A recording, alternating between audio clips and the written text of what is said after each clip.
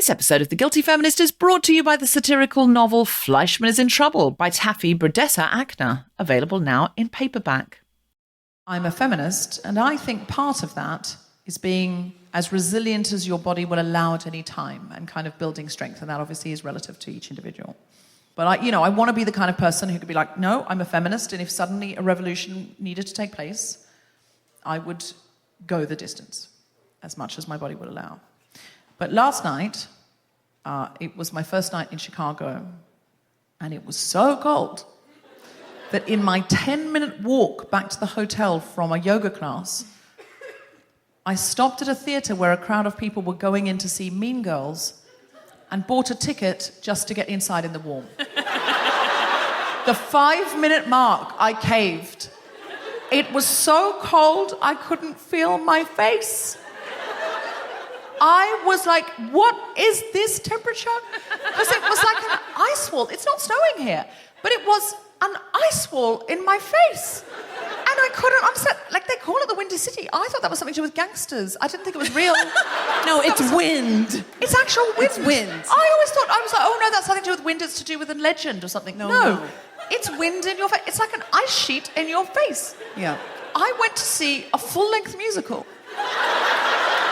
to get in out of the cold for 2 hours. And by the desperation. Way, I was a little concerned because I went in, it was Mean Girls, and I was all alone. And the thing is, when you're touring alone, so either I'm talking to 500 people or nobody. Those are my two states. So when I went into Mean Girls alone, I suddenly was like, had the program, and I was like, oh my God, this is a literal you can't sit with us. I was sitting on it. But I sat down next to a kindly man. And then when the musical started, the curtain came up, he moved up a seat. He literally moved away from me. In his pink top. I was like, this is upsetting. That would upset me. I got into the music. It was fine. Yeah. It was fine. It was fine. It was a very good musical. It was very fetch. And I don't even go here. So I recommend it. You go. Okay. I'm a feminist, but I routinely cancel plans with my queer chosen family so that I can catch up on The Bachelor. I'm so sorry, but I need to know, Peter's season, anyone watching? Yeah, okay, wow. Yeah, it's truly shocking. Is it compelling? It's pretty good. It's pretty good. The Bachelorette who rejected the now Bachelor came back, and she's like trying to get him right now, and she is not gonna get him, but I don't know. We'll see. I'm a feminist, but I met a man in Chicago today who told me he worked in risk analysis, and I said, I already know I can't understand what you do, and you haven't even explained it yet. In truth, I did not want to understand. Yes. My head is full of feminism and the strategy for the world problems and comedy. And risk analysis is never going to be my job, so why care? Yeah, that's fair. You don't have to know. I don't. And that's feminist. I don't think you have to feel guilty about that one. That's good. I don't care. Financial risk. Ugh. I'm a feminist, but I definitely will pretend to be straight if it'll get me free drinks. Yeah. I love men. Do you let men buy you drinks? And then all the time. Do you? I look like such a dyke, though, but sometimes I don't, and then some people are like, yeah, can I get you a drink? Now, if you're listening at home, Sophia just did a shoulder. Do you think straight women do I did a straight shoulder. Ironically, the shoulder, if you're listening at home, the shoulder is not straight. It's a sort of... It's the shoulders you shouldn't do at yoga, like right up near the ears, and it comes with a little pout. I'm so thirsty. Yeah. Listen, I think the queer community should take whatever they can from from the cis-het norm-core dominant group. It's like, buy me drinks, fix shit in my house, Absolutely. And then I'm going to kick you out. No sex. Sorry. I'm afraid I believe you're owed. I'm a feminist, but today, Meghan Markle and Prince Harry announced, unbeknownst to Buckingham Palace, allegedly, that they are moving to Canada and stepping down as senior royals because of the difficult time that Meghan Markle has had in Britain, and the press has really been quite racist to her, and it's been a terrible time for them. But my I'm a feminist butt on this is that AJ Plus reported Meghan Markle and her husband say they're stepping back as senior members of the royal family and will work to become financially independent. They'll split their time 50-50 between the UK and North America. And I quote tweeted, "Her nameless husband, it's finally 2020." And I'm now delighted that Meghan Markle has decided to leave the UK for Canada because it got me over 2,000 likes. I'm a feminist, but I'm addicted to the approval of two men. My therapist and my eyebrow stylist. Yes. I just need it. I don't know. I mean, people all the time are like, you have a male therapist? And I'm like, I know. But you know what it is? It's like I scream about how I hate men to a man, and he has to go, yeah. And it's so healing for me. It's like truly so healing. You pay a man specifically. You're like, I don't want a female therapist. I mean, I wish he was paying me for this, obviously. I want a man to have to hear what other men are like. And at no point can he say, not all men. Exactly. Because you're paying him. Yeah. He just goes, that makes total sense. Does he do Skype sessions? Oh my God. Do you want me to get you in touch? I'd be interested in being hooked up. He's great. Okay. He's really good. Live from Thalia Hall in Chicago, Today's Shop presents The Guilty Feminist with me, Deborah Frances-White, guest co-host Sophia Cleary, and very special guest Karen Hawkins, talking about rebellion!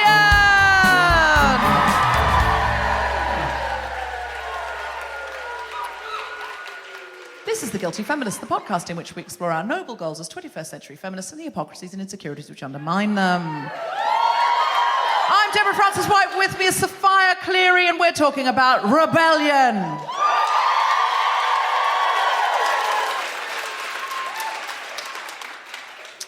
So, have you had a feminist week or a guilty week? Oh my God. Well, I think it's more guilty. Really? Yeah. What happened? I think so. I mean, I'm in the throes of a breakup right now, and you guessed it, my ex lives across the hall from me in my apartment. I did not guess that. Nobody guessed that. We did not know you were in the sitcom Friends. I'm trying to be very like, there's boundaries. You know, it's your apartment, my apartment. But then I hear like, and I'm like, what are you doing? You know, like I hear the door. I'm like a psycho fascist surveillance lesbian, like.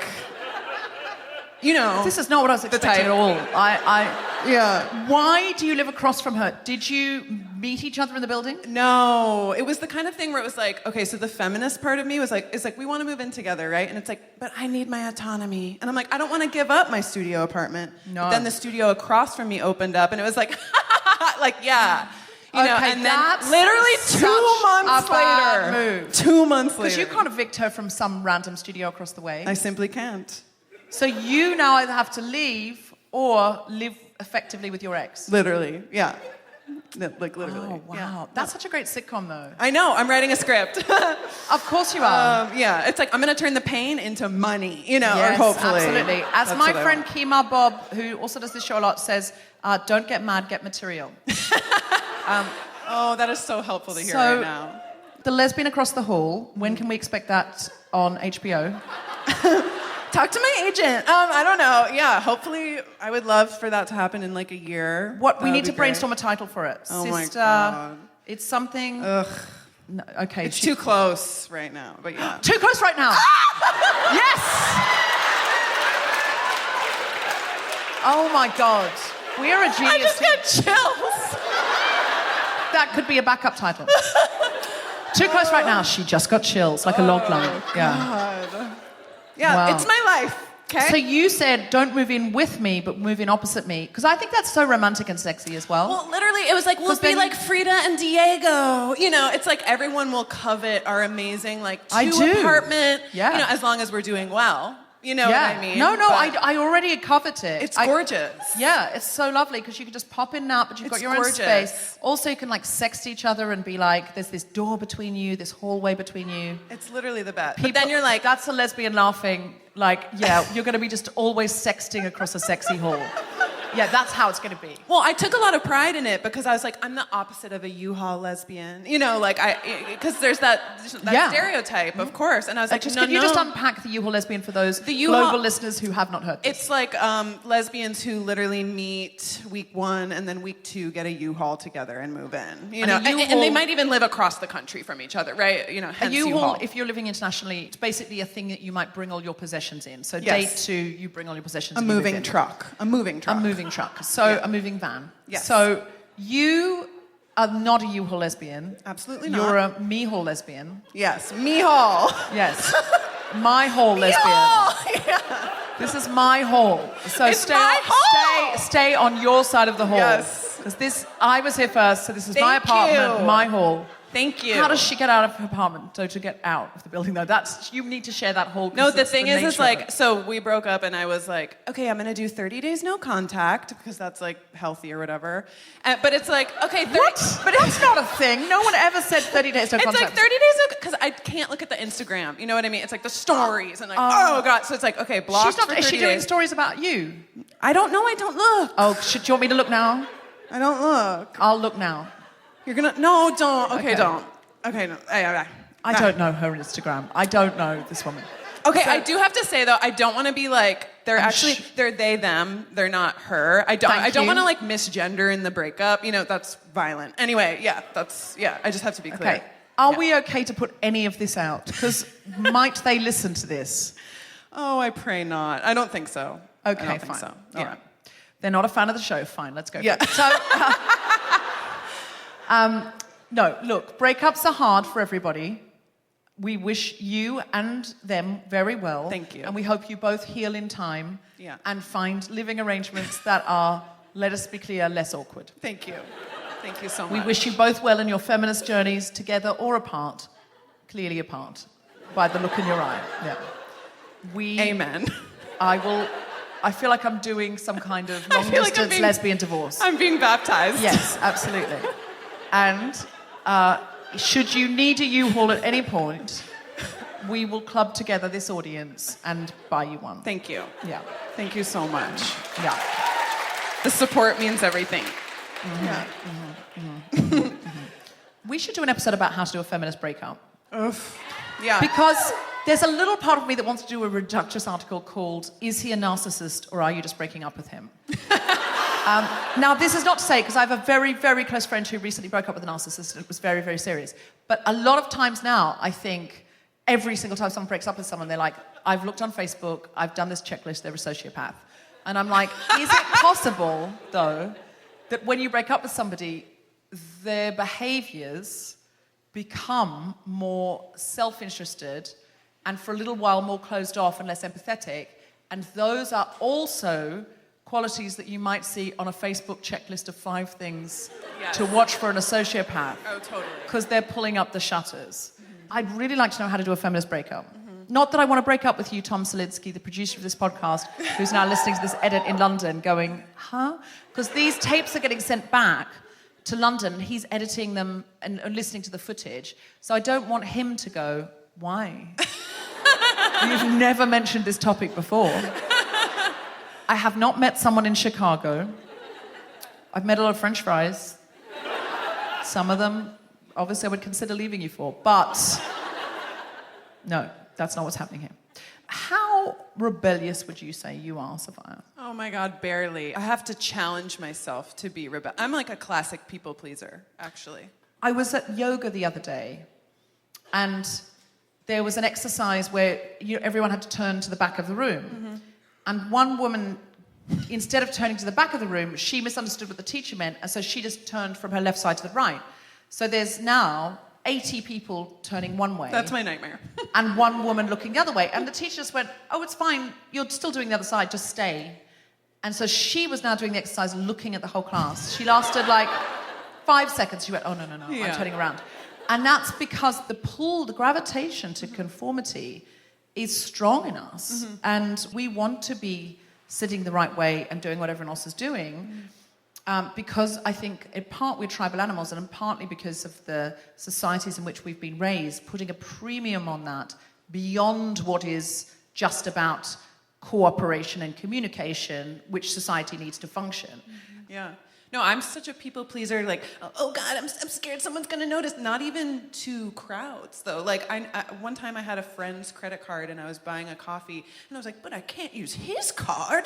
They're gonna know that it's not me, you know. And he was like, no one cares. No one knows. No one cares. They at really all. don't. Yeah, it's really fine. See, I'm not like that. Oh God, thank God. My husband Tom Selinsky is like that, to the extent he may edit this story out. He has that kind of power. To the extent where one time we got on the train going to meet my godson who was somewhere else. When we got on the train, they said, unless you've got this ticket for this railway, you have to get off. We were going one stop. So I said, I don't care if they kick us off. We need to get off at the next stop. I don't want to leave this little boy waiting any longer. And Tom went, no, we've got the wrong ticket. And I was like, we have to get off. And I was like, well, I am not getting off. I have been messed with too much today. And there's a child waiting for us. You can get off. And he did. Yes. And when I got there, I picked up my godson. We went and had lunch. And then Tom was like a half hour behind us. And we took the piss for the whole lunchtime, going, oh, well, you know, he was like, oh, you know, ordering off the menu. We were like, really? That's a little cray-cray. Ordering what? No, it says you have to have the dressing on the salad. You don't want to be like... Anyway, I relate to him. Tom wouldn't do that now, I don't think. He has changed. This was some years ago. He's got more rebellious, and I have also got more rebellious, I think. We have not met in the middle. I would now, I think, ride to the top of the train. Yeah, you're leading the way. Yeah. You're leading the way for him. That's good. A little bit. No, well, I mean, I also think just as you get older, you realise that thing of no one cares. Definitely. Yeah.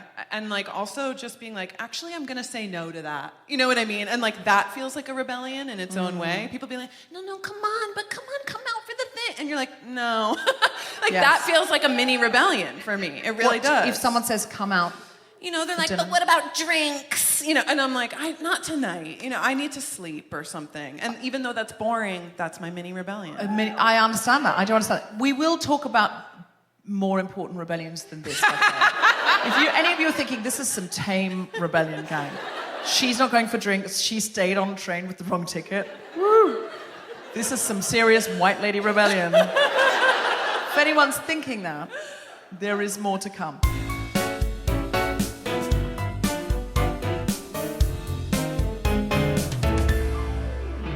Hello, Guilty Feminists. Just to let you know, we are doing a live performance where an audience can come because it's in the open air.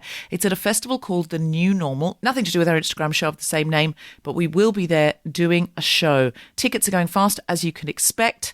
It's at Le Gothique, with a QUE, London, Saturday the 8th of August at 2 p.m. Doors open at noon. Get tickets now. Details are on our website.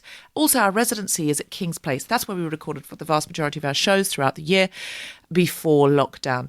And King's Place, like many live venues, is really, really struggling at the moment because they can't have shows there and they need our help. So if you go to our website, you will see a link for Save King's Place. If you have been to shows there, if you've enjoyed shows there, if you've enjoyed the recordings we've done there and you've got anything at all to spare, go to the King's Place London website or our website and check it out and see how you can help. We hope to see as many of you as possible at Le Gothique, London on the 8th of August. We're so excited to be back with an audience again. We can't wait. It'll all be very safe and socially distanced. So if you feel ready to come back out and be in a live audience, we would just absolutely be hysterical to have you there. And now back to the podcast.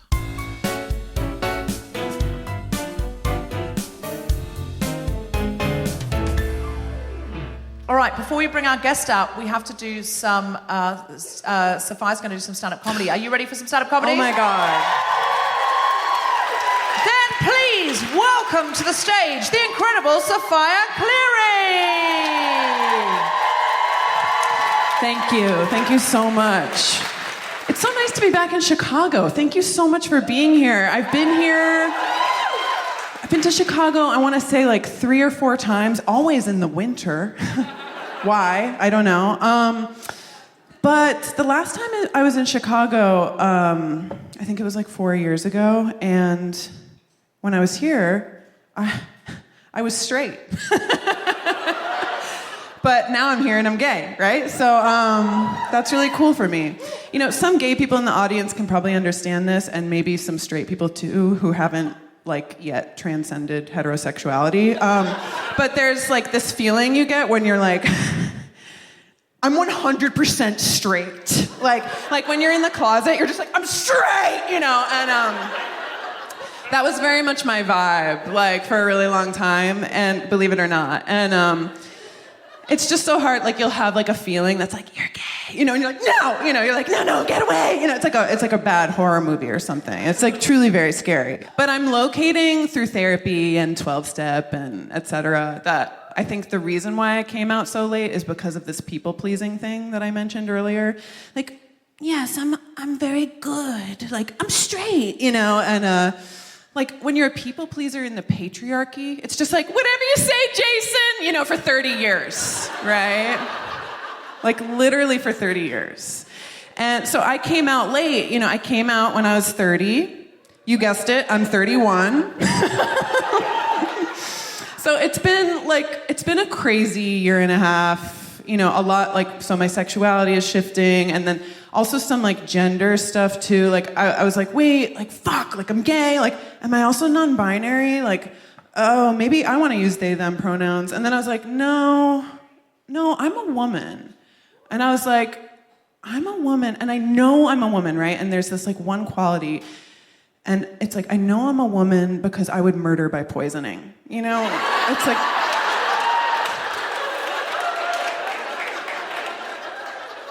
that's simply the only criteria. It's absolutely the criteria.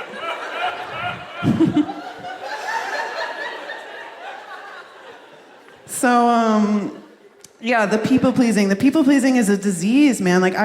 Guys would just be like, yeah, do you want to go on a date? And I would be like, yeah, if that's what you want. And it's just over and over. I just end up caught up in all these relationships with these men. Anyway, I came out to my mom and my dad. I said, Mom, Dad, I'm gay. And my mom said, me too, And I was like, wow, the repression in our family is ancestral. It's just deeply ancestral. No wonder I didn't come out till I did. And I look over at my dad. I'm just yeah, anyway, I've just never prioritized my own desire, And I look over at him and he's like, he's just breaking down, right?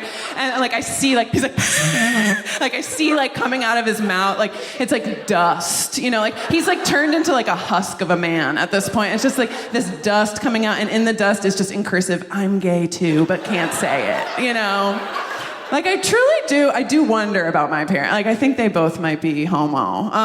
So, I mean, it's biological. I don't know. No, it's not. But,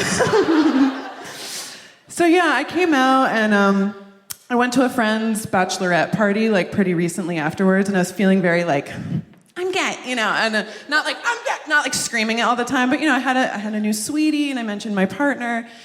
It's all straight people at this bachelorette party, by the way, so it was sort of my first encounter with that chilling reality, being the only person who's gay in a room. And I mentioned my partner, blah blah blah. It comes out I'm gay, and I just wash across all these women's faces. They're like, I think this weekend just turned out to be crazier than I thought. And I was like, oh no, what's going on here? Oh God. And throughout the whole weekend, it was sort of we're at this real world road rules house, you know what I mean? Straight people in their weird bachelorette party, customs, it's why am I paying $600 to be here? No one knows. And so I'm at this house, and I'm having some introvert time. I'm yo-yoing around outside. I don't know what I'm doing. I'm just doing my dyke sports, and and there's this outdoor shower, and this woman is in the outdoor shower, and she comes out and she sees me, and she's like, ah! She covers up because I'm this pervert lesbian or whatever. And then I was like, oh, but it was this dynamic of she's freaked out by me, but she's also into me, and she's wondering what's gonna happen. And we had this long conversation the night before, drunkenly, where she was telling me all about her shitty job at Amex, right? And so in this moment, I'm piecing together, I'm like, why is she covering herself? I don't understand. And I'm like, oh, right. She thinks I'm so into her, and she's into me because I just listened to her for a really long time, right? oh no, and I'm just like, going into 2020, it's like listening should be the common denominator, right? It's like, this is the thing. People fall in love. They're like, oh my God, they were like, saw me in that moment. And for me, I'm an ex-doula. Do you guys know what doulas are? So a doula is like a random person who like shows up at your birth and is like, go, and because I have this doula training, I'm very good at listening, right? So I'm listening to her talk about Amex, and I'm like, that sounds really hard. Do you have friends, family, support right now? Do you need me to set up a meal train? Do you need help? And she's just like, I think we should kiss, I can't, it's just really, it's too intense. This is the dynamic we create. I'll take responsibility. So I live in Los Angeles, and there's like all this hiking culture there. Do you know about that? Like in LA, everybody's like, I'm going on a hike, and it's like you're going down like a dirt path into a burning fire, but but the hiking in the winter is especially nice because there's some rain, and it's very fertile, and the flowers are blooming, and whenever I'm in nature, I really. I get horny. You know what I mean? Like, do you feel that when you're in nature? You're like, oh. Like, I'll be on a hike and I'm like, oh my God. And recently I was on this hike and I was like, I'm ready to get pregnant. And there was something about being in the nature where I was like, oh my God, I'm ready to carry. Like I'm ready to carry a seed and bring it to term and just bring a baby into this world. And being an ex-doula, it's like I've seen all these births. I know how magical this experience is. Like, you think acid's crazy? Try birth, bitch. Like, it's just absolutely insane. It's so amazing watching people go through this process. And I want to have that too. But as I've explained, my ex and I recently broke up, and I'm just that much further away. Also, not exposed to sperm. So, what do I do about that? I look at sperm bank websites. Anyone else? Just for fun. I love the way men write about themselves on sperm bank websites. It'll be like, my name's Alex. I have a poetry MFA from Columbia University. My parents are psychiatrists. I don't know, I love sailing, I guess. If I could have lunch with anyone, it'd be Mike Birbiglia, And I'm like, oh my God, storyteller for storyteller. Like, okay, fill me now. Fill me now, Alex or Kyle or whatever your name is. But I have this fantasy of getting pregnant. I really want it to happen. I don't know, maybe next 5 years. But like, my personality does feel kind of barren. So I feel like it's going to take a while. And I just know, it's like I'm going to have GoFundMes. It costs a lot of money. Or, I see maybe there's going to have to be some like IVF involved. And it's like, God, am I even going to have a partner at this point? I don't know. I'm taking applications. Anyway, it's like, all these trials and tribulations, and we're really going to go through it, me and my future partner. And it's going to be like the GoFundMes, the IVF. Oh, and then maybe we'll find like some close gay male friends who will like be like, yeah, let's just like get the sperm together and we'll just like get it in and we'll just make it. But then they're going to get cold feet. You know what I mean? Like, I can feel that they're going to get cold feet. We're going to have to go back to the IVF and we're going to have to do another GoFundMe round. But eventually, you know what?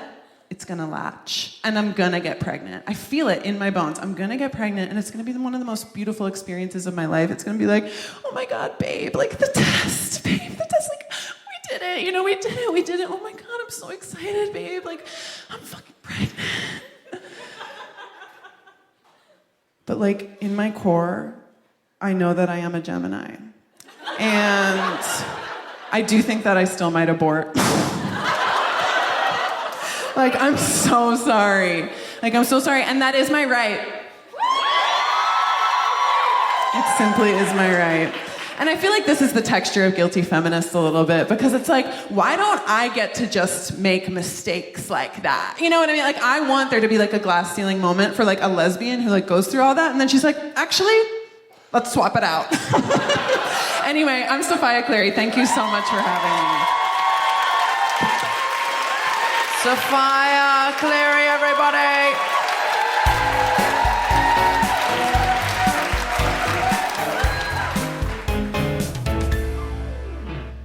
This episode is brought to you by Fleishman is in Trouble by Taffy Brodesser-Akner. It's a satirical novel throbbing with guilty feminist themes about marriage, divorce, and modern love by one of the most exciting new names in American fiction. Our great friend Dolly Alderton called it the most astonishingly brilliant Trojan horse of a novel, and Marion Keyes said it was wildly entertaining and moving, and she said lovely things about my book, so I'm inclined to believe her. Now the book is out in paperback and can be purchased from Waterstones or your local independent bookshop, so go out there and get it. Support Fleishman's in Trouble because they're supporting the Guilty Feminist. I'm starting it this week, so let's compare notes. And now back to the podcast.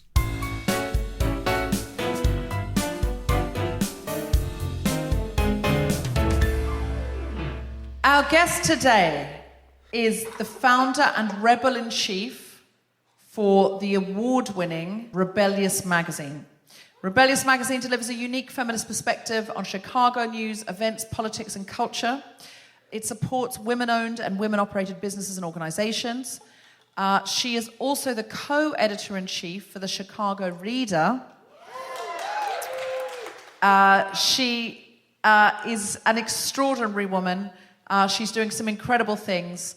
Put your hands together, make incredible Chicago woohooing noises for Karen Hawkins!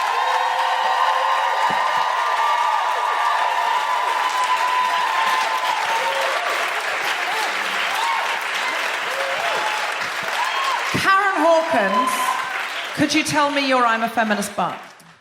I'm ready. Okay. I'm a feminist, but I'm a black woman named Karen. It's rough for me right now, y'all. It's rough.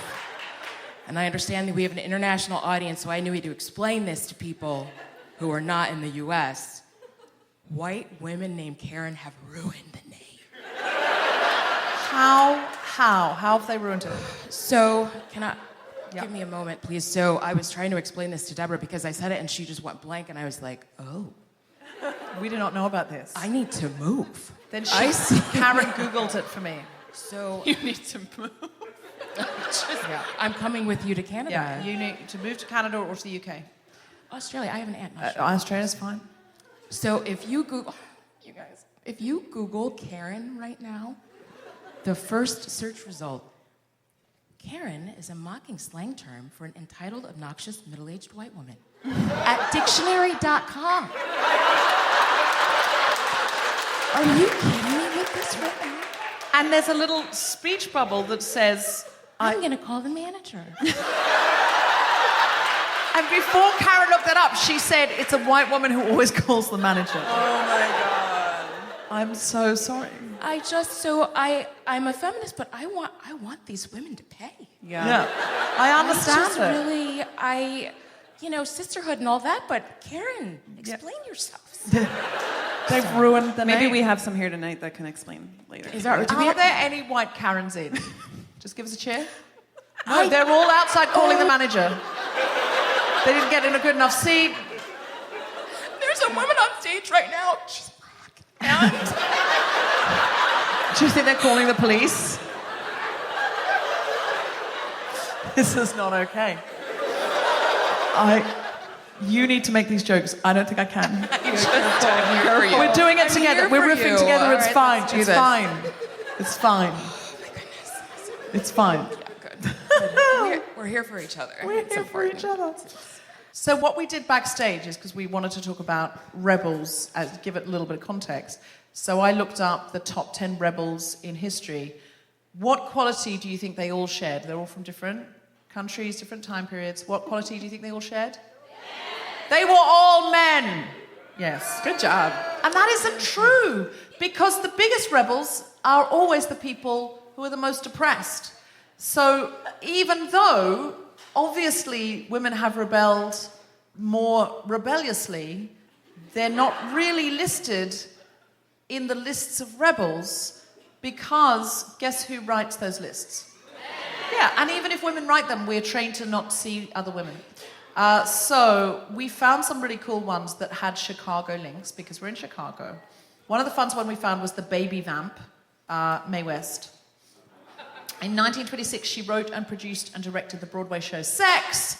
1926, she wrote, produced, and directed a show called Sex. And that didn't work out well, because she got arrested for obscenity. In the following year, her next play was called Drag. and it was banned because it dealt openly with homosexuality. As a result, she made innuendo and self-parody into a fine art, and she ended up going into movies, and George Raft, who she was hired to support in the 1932 film Night After Night, complained she stole everything but the cameras. I think they mean she stole the scenes, not that she literally walked out with pieces of set. And she was offered the part of Norma Desmond in Sunset Boulevard, but turned it down. Famously said, when I'm good, I'm very, very good, but when I'm bad, I'm better. And she coined the immortal phrase, is there a gun in your pocket? Or are you just glad to see me? We found some other amazing rebels, but my favourite was the one that Karen, not the white woman calling the manager currently, but Karen Hawkins, the award-winning reporter and editor, who's here on stage with me, told us about. This is her favourite Chicago rebel. Karen, pictures your favourite Chicago rebel. I'm sure you can guess who it is. A road was just renamed for her. Snaps Ida B. Wells. I mean, I am a black woman journalist, so of course I grew up loving Ida B. Wells. If you don't know who she is, she was a black woman born into slavery.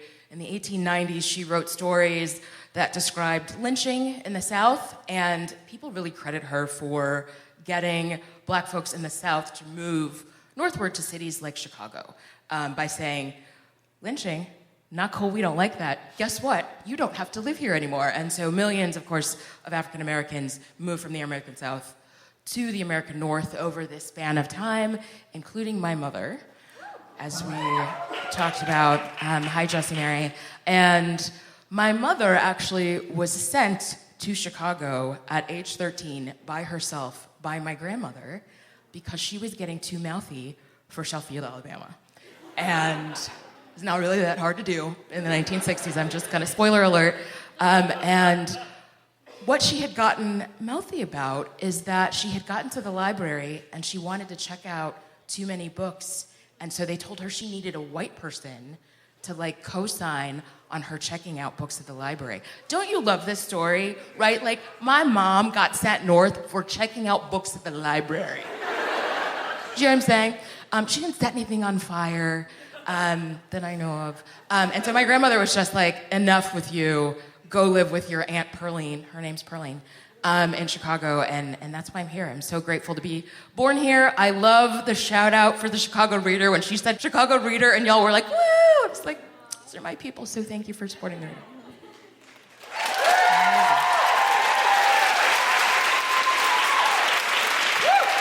And why is Rebellious Magazine called Rebellious Magazine? Because you founded it. I did. 8 years ago. I know, if you can imagine a feminist magazine being founded 8 years ago. R.I.P., how happy we were. So, quick story. I named Rebellious Magazine after my boss. I was working at the Associated Press at the time. I was a reporter. I had terrible shifts. I was working nights and weekends all the time. Been there 6 years. I asked for what my boss considered too many. This is the theme, too many. Weekends off in a row. And let me just tell you what I was trying to do, y'all. I was trying to go to see my grandparents in Alabama, trying to go to the Pride Parade. And I was, come on now. And I was taking 2 weekends for my birthday, and he calls me. I'm working on my Saturday shift. He's making the schedule. He calls me, and he says, you've asked for 4 Saturdays off. I was like, you can count, that's great. And we're doing journalists, not good at math, I'm proud of you. And he said, you know, you own Saturdays, Karen. And I just... You own Saturdays, Karen? He put it in my performance appraisal that I own Saturdays, and I just didn't seem happy about it. I'm going to get you a T-shirt that says, I own Saturdays. I own Saturdays. I do now because I'm off, but... So he said, you know, I just feel like you're being rebellious, and you're testing me. What? Rebellious? At work! He said it to a young black woman at work. And I was like, I have to get out of here. What, was there a question? No. So the question from the audience was, love that energy. Did you sue? Love that. It was funny because someone at the theatre said, will you get hecklers tonight? And if so, how would you like to deal with them? And I was like, no, someone might shout, how can we help? That's the most common thing. Or where do we sign? How do we get involved? That happens a lot. So this is a new one. Did you sue? And we're going to add that into the canon. Did you sue Karen? I did not. I named a magazine Rebellious after I left there. So I feel like... Yeah. It's Kima Bob again. Don't get mad, get material.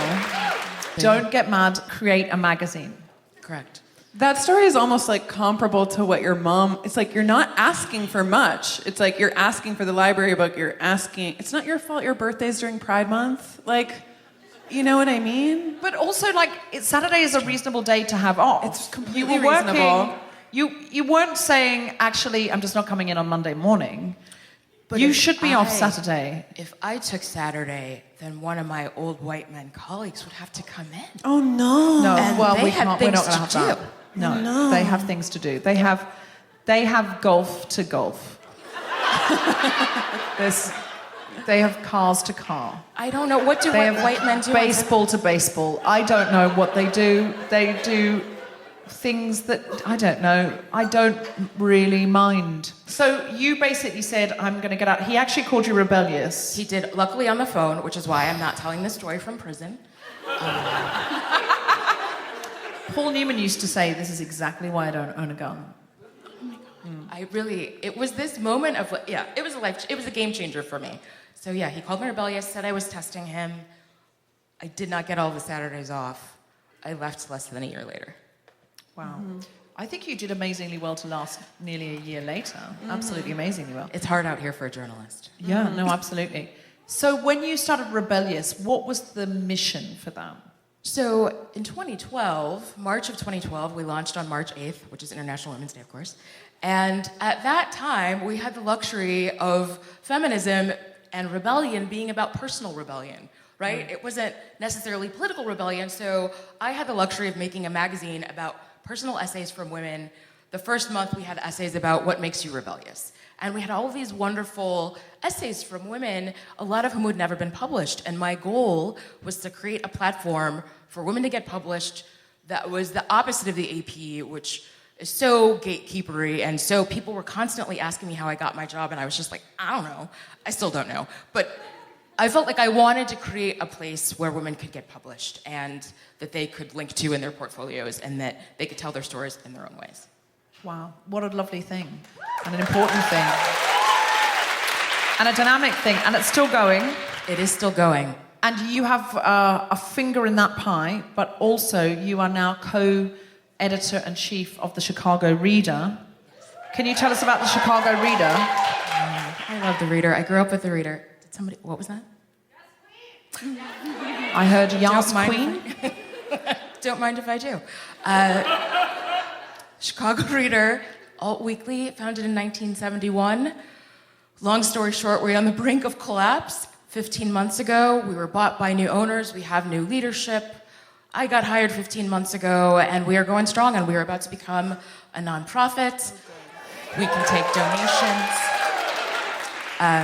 And the Reader's always been known for long-form journalism, investigative journalism, amazing cultural coverage. There was a point in time when the Chicago Reader, I want to shout out if you remember these days, was 300 pages every week. What?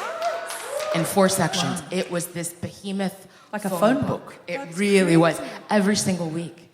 Wow. And now we're at 40 pages every week. But 40 great pages. 40 amazing pages, thank you, yes. Why do you think we need strong journalism at this time in history? How long do we have? We have 300 pages. I'm ready. So many reasons. An informed populace is the backbone of democracy. That's my best answer.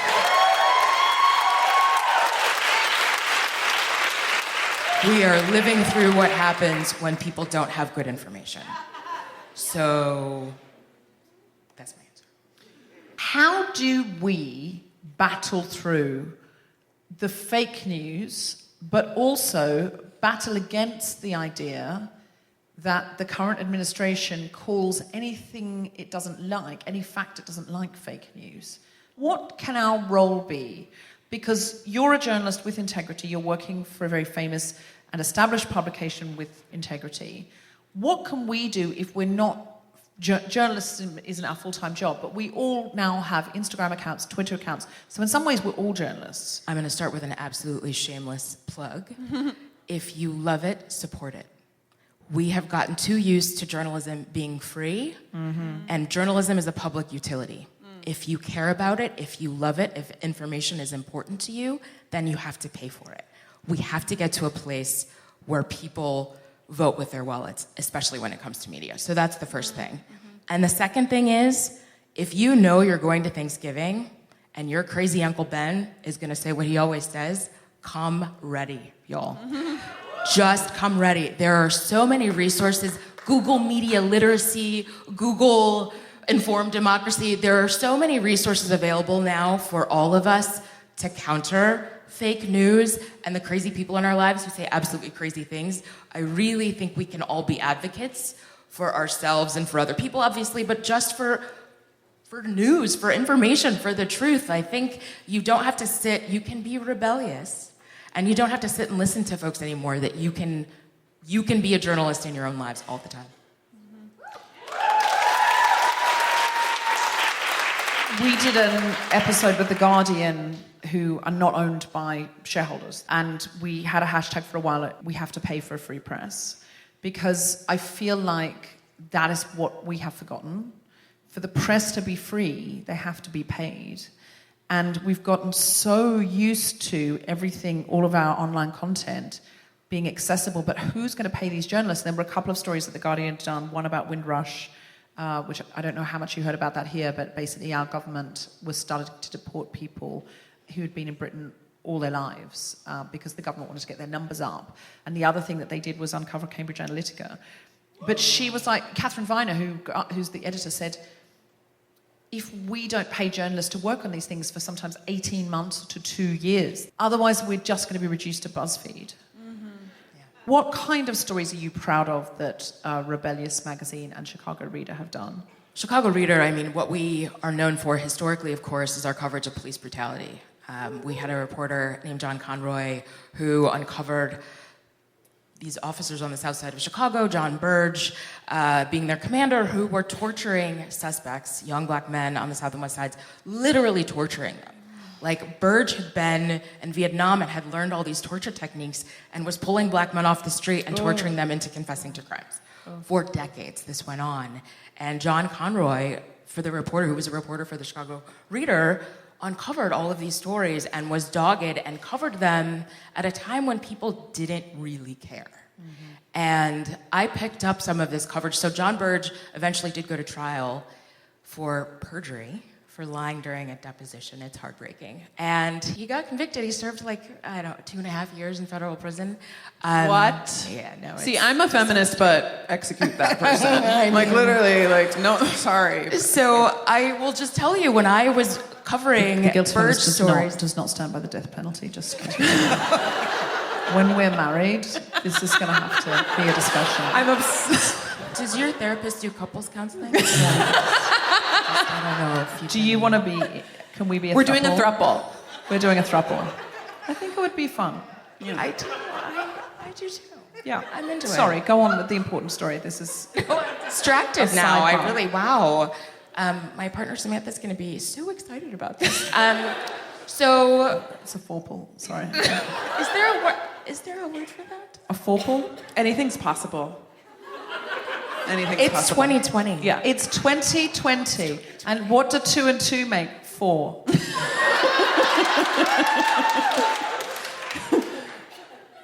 This is taking a turn. I would like to see the manager. There are no women on Top Gear either. Can we talk about that? There are no women on Top Gear. Yeah, that was one of the only BBC shows I used to watch regularly, and there are never any women on it. No woman wants to go on Top Gear. It's like saying, oh, no woman has touched that dirty men's underwear in the corner of the bedroom.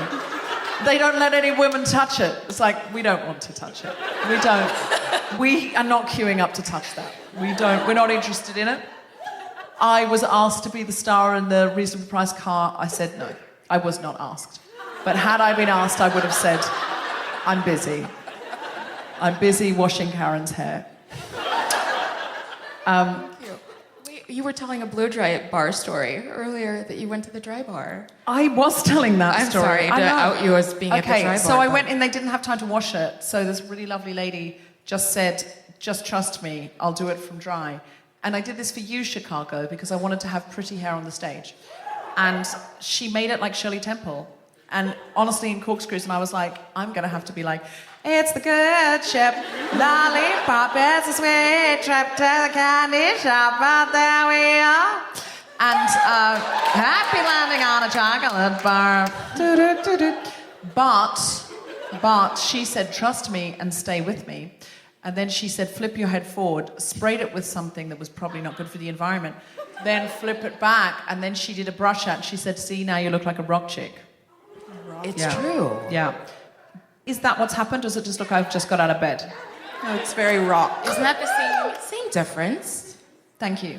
Yes. I was marveling, though, that I walked into a dry bar. I feel like they'd be like, where do you at?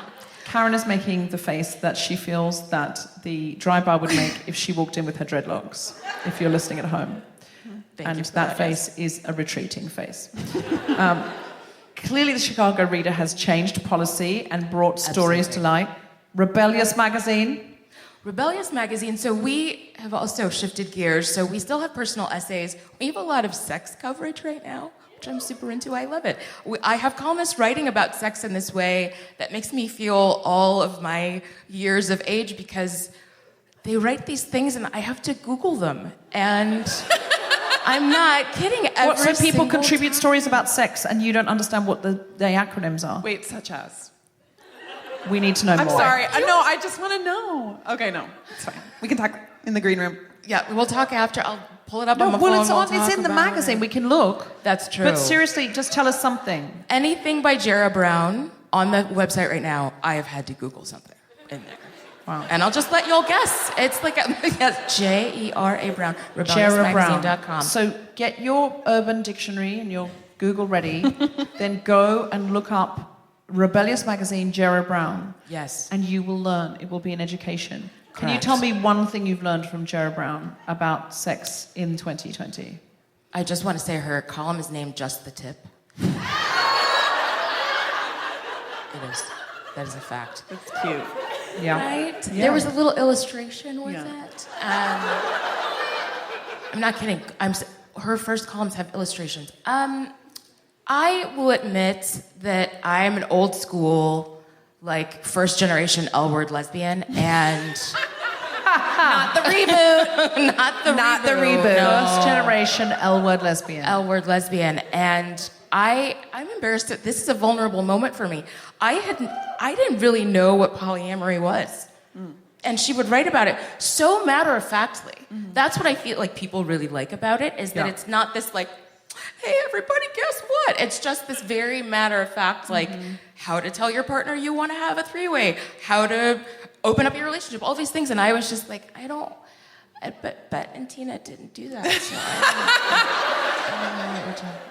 It is a lot more common now, and I was talking to someone today who was in a polyamorous relationship, and he said, look, well, the world's on fire. We just need to, you need to live in the moment to some extent, because what if we don't have that much time left, and then we didn't have a three-way? Yeah. That's what he was saying to me, and I was like, I know what you mean. We also need to be maybe putting the fire out while we're having the three-way. But I see what he means. I love that as a campaign for poly, though. Like that's good. That's good. The world's on fire. We don't know how poly. long we have. Yeah, that's great.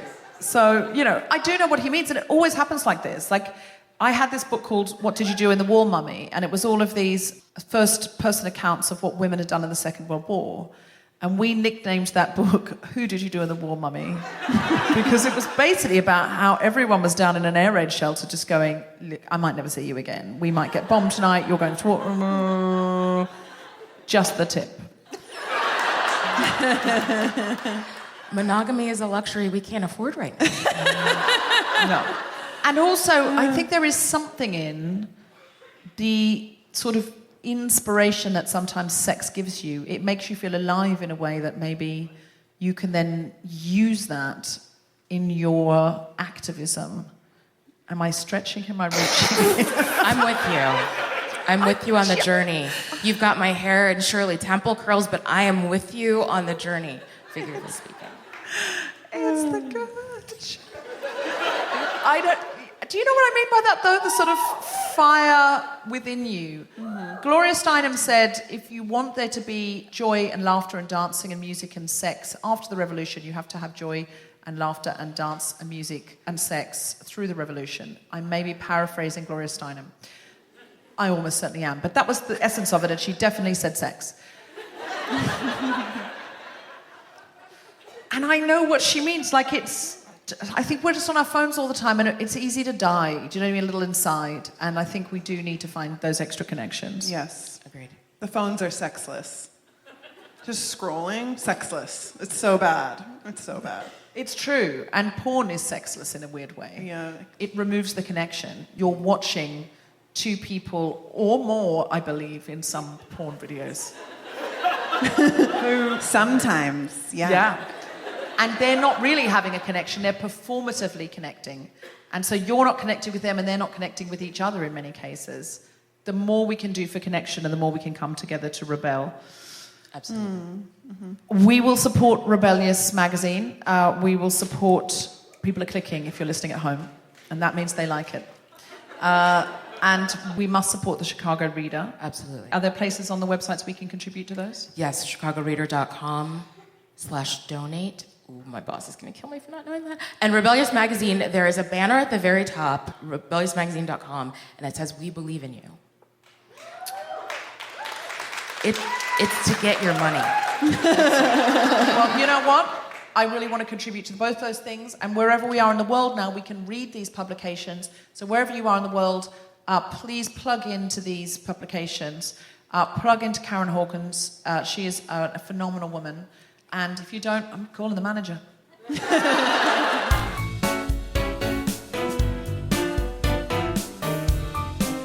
You have been listening to The Guilty Feminist with me, Deborah Frances-White, guest co-host Sophia Cleary, and our very special guest, Karen Hawkins.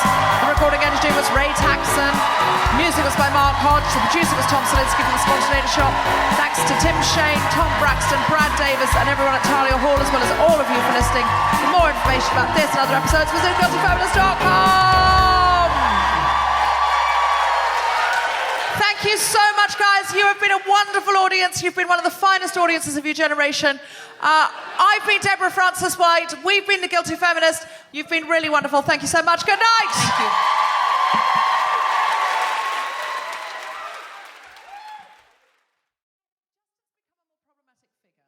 He was just a kind of liberal, handsome world leader that we could all get behind. Because in 2015, he was asked why was his cabinet half female. He said, because it's 2015. And we all loved him. But then there's been some wobbles. To say the least, yeah. When the picture of Justin Trudeau in blackface came out... Which one? Well, that was the worst part. When he was asked how many more pictures like this might come out, he said, I've no way of knowing. Oh. Apparently, it was his default party dress-up. Oh, yes. my God. So if Justin Trudeau tries to come to The Guilty Feminist, he will have to buy a ticket. He's not on my guest list. I'm sorry. I'm sorry. And there's a high chance I'm going to Toronto. It's good to set that boundary with Justin. Set that boundary. It's as if he's in a studio apartment across the hall. Thanks again to Fleishman is in Trouble for sponsoring this week's episode. Buy it now in paperback wherever books are sold. A huge thank you to our amazing patrons who have supported this podcast at the Smash the Patriarchy level or above. Sarah Brown, Valerie Marr, Jonquil, Sarah Boom, and RubyRose Thompson.